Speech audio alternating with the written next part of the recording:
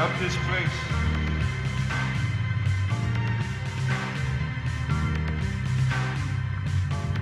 It is a rich place.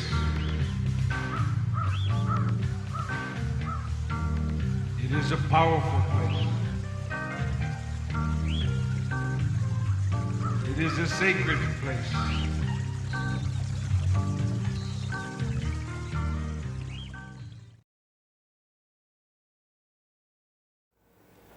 Amatakuepe, Ambatuashte.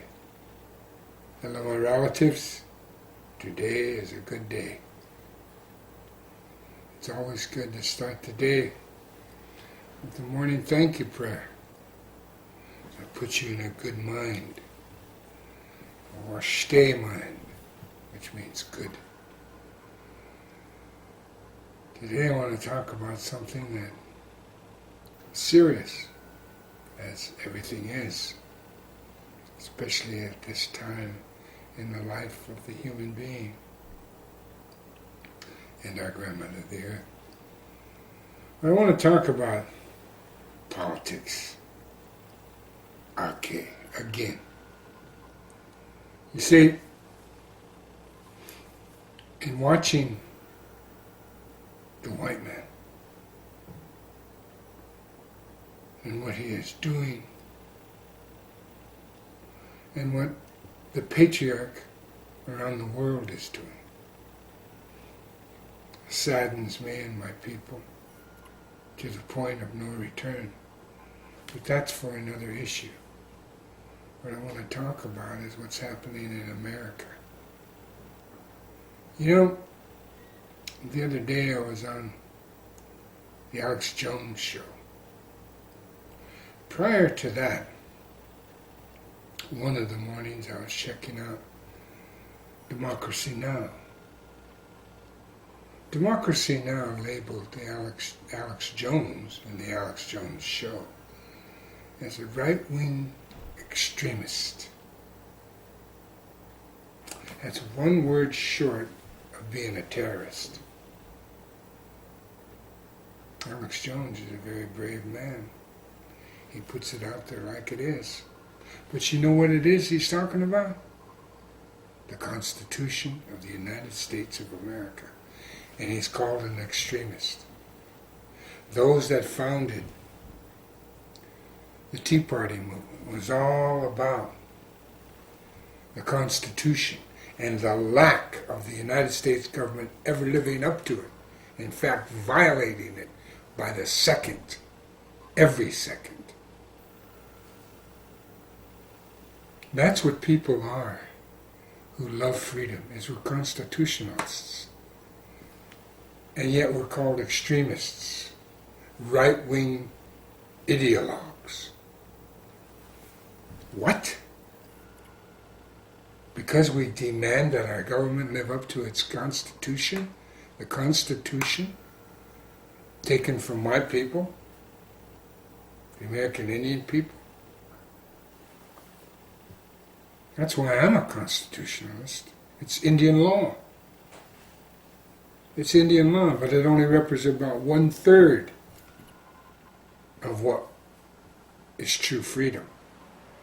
Nevertheless, it's the best document in the patriarchal world. Now, we have to understand what America is doing to those people of us that are constitutionalists. You see, in the Tea Party movement, it started out great. It was going to be a third party. You just felt it. You knew it. And then what did the elites do? They start shoving in the crazies, what I call the crazies. You know, the racists, the idiots, the ones who talk nonsense. And it made it look like it's a fringe movement. It isn't. This country is tired of its government being so oppressive, repressive, and suppressive. This government which, you know, if you are an American and you love this country, then you have to love the Constitution of the United States of America. And you have to understand that your government is illegal. You no longer live in the greatest country in the world. You live in the country with the greatest idea in the world. But your country has become totally fascist, illegal, unconstitutional. I mean, it's daily, and they keep piling on the oppression, suppression, and repression. And you do nothing about it. You send our young men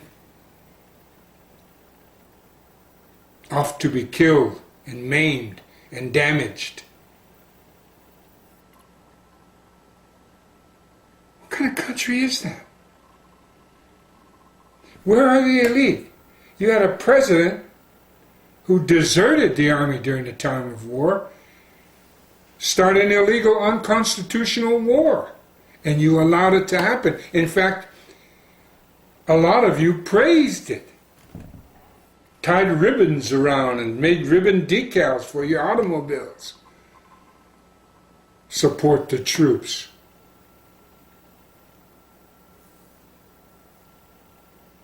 Well, us constitutionalists,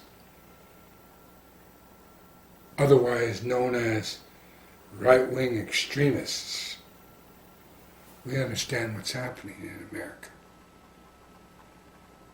And that it no longer resembles the greatest country on earth.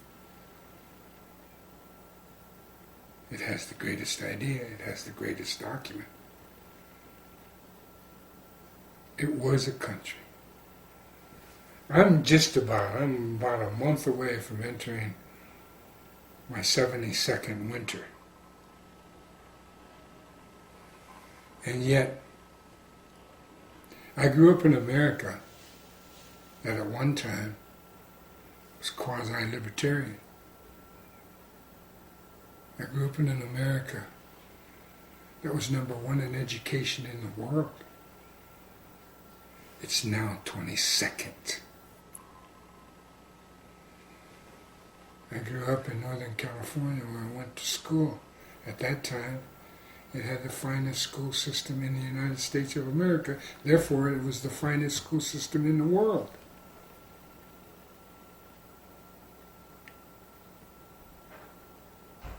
But things happened. Greed took over what was supposed to be the greatest country.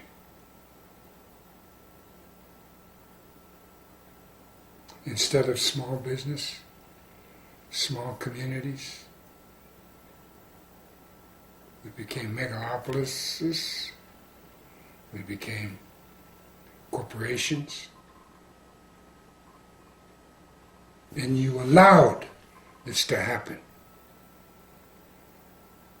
You know, I'm getting tired of keeping repeating what freedom means. Freedom simply means you are free to be responsible. When you're irresponsible, then a piece of paper becomes more important than you or your children. You know what I mean by a piece of paper. I'm talking about the corporation. It has more rights than you do. And it's a piece of paper. My God. Wake up. You know, less than 80% of the law schools in this country do not teach the Constitution. Duh! And who do you send to Congress? You send lawyers.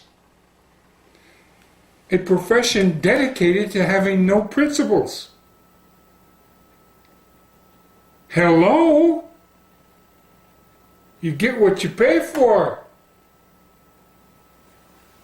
And now you don't have any control over those lawyers.